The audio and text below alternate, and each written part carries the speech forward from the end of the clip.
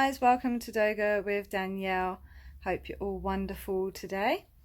I have just got back in from a workout, and that included a jog and a circuit and a small amount of yoga, obviously for my warm-up stretch and my warm down. So obviously variety is key in life, so variety is the spice of life, and it got me thinking about the different styles of yoga, and maybe we should talk about that today. So I made a list, and we'll get stuck in because it may take a small while to go through them. Vinyasa is also known as Vinyasa flow, and that is done by breath and movement that are coordinated to flow together. So as you do a movement, you will breathe in, and then as you go into that movement, you breathe out, and then next one in, and then out. So that's kind of how it goes for a good 20 minutes at least, I'd say. So yeah, you do have to have some strength behind you to keep that one going.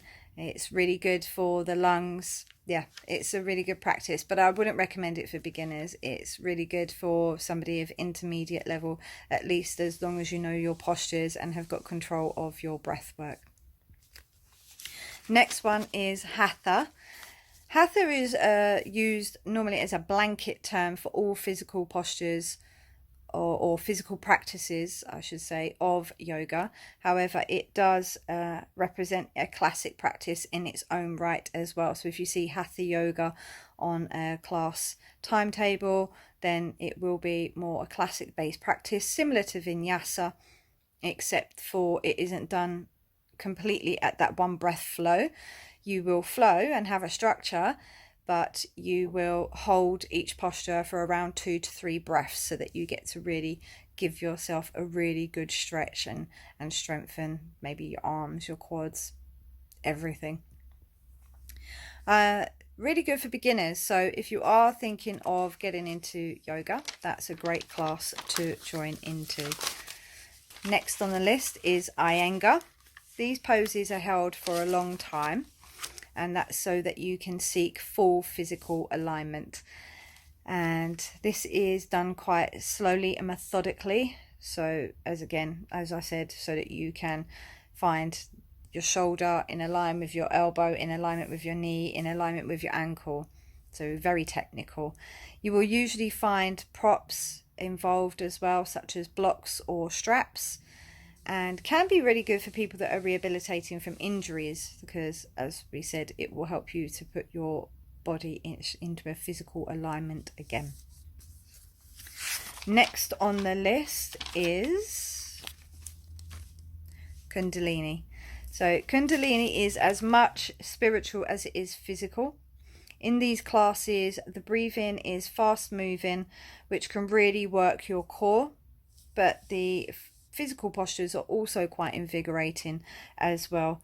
You will also find chanting, meditation and mantras in these classes, so that is something to maybe expand on in another session on here, because it does encompass a broader spectrum. It's not just about the physical element, not that even the physical ones still have a spiritual connection, however this one goes into more depth and has its own story to tell in its own right. So yeah, great for all levels though. So if you want to check it out, go for it. YouTube has a wide array of Kundalini pages to talk about. Ashtanga basically is just a demanding sequence of postures, very physically demanding. So you do need to be quite strong, and you do need to know your yoga, and would only really be recommended for advanced level, not even intermediate. Like, it's that intense. Next one, most of you probably will have heard of it, Bikram yoga, also known as hot yoga. It's a series of 26 basic postures, twice rotated. So you would do basically 52 postures in a hot room, so you'll sweat while doing yoga. So it can get quite intense. I would only recommend that for more intermediate levels, not an advanced person. And also make sure you are hydrated before you even start the class, because you are going to certainly be dehydrated once you leave the room. So one that you may not have heard of so much is yin yoga. It's a slow pace practice with postures that are held for a long time, basically between a minute to 5 minutes. And it's basically you sit in your posture and you let gravity do the work. You just relax into it, which sounds really easy, and it is. However, it's not just literally sitting there going, oh, like that. You still have to keep a strong core, still have to keep your breath work going, but it does take the pressure off of the body, especially if you've got, maybe some joint problems, etc. And it's also a great way to get to know postures by themselves as well, and to find your feet with them. So definitely recommend that for beginners.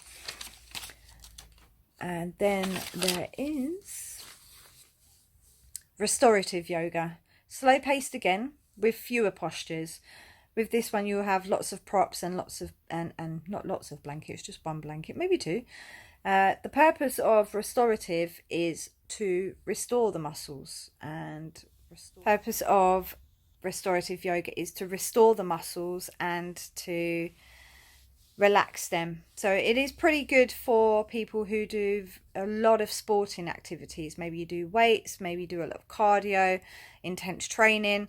It's really great for letting your muscles do the work while you relax. So yeah, great for beginners as well. We really recommend that. Last but not least is yoga nidra.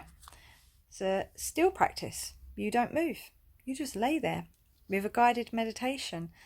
And the purpose of this is to put you into such a relaxed state that you're in between consciousness and sleep. So I can't remember the wave that it is, but you get beta, etc. And it takes you to the very last one before you fall asleep. And it guides you through listening to your body from head to toe. And the purpose of this is to relax, refresh, bring you back into yourself. And yeah, you may even find a blanket or two in that one as well. There are other offshoots of yoga, such as prenatal, acro yoga, etc. But they're all along the basic alignments of the premise of these particular ones that I've laid out, and are just prenatal, pregnant women, to adjust for ladies in their pregnancy. Acro yoga is basically acrobatic yoga, so you may find yourself hanging from a ceiling on a strap, a bit like Pink did in the Grammys, that kind of thing. And yeah, I think we've covered most of the basics of the types of yoga that there are today. I hope you've enjoyed listening to that. I'm going to show you a posture today that is really simple and can be practiced at any time, and invariably you do without even realizing it. But yeah, let's hop on over onto the mat and let me show you that posture. Now that's fine. Hello. Okay, so when this little one decides to get off the mat, we are going to do Shavasana today, otherwise known as corpse pose. Really simple, great for relaxation, great to reconnect after a workout as well. So just lay back. Generally, you would have your arms by your side. But you can also put your legs into a split position like this. You will also find that if it's easier on the lower back for you. She wants to play now, huh? And you can place your hands across your belly and your solar plexus. And the aim is that you breathe in.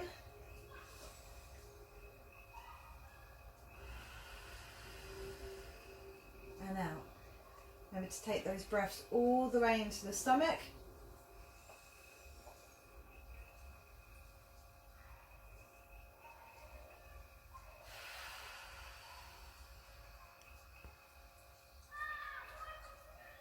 And one more from back.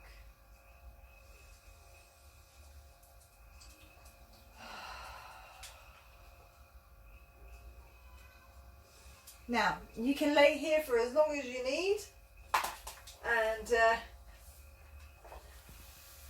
yeah, take your time. Hope you found that useful. If you like this, then do click follow, jump on over to YouTube and subscribe, Child of God Online, and don't forget to check out the Superman Fast at the Superman Fast on Insta. Talk to you tomorrow, guys. Bye.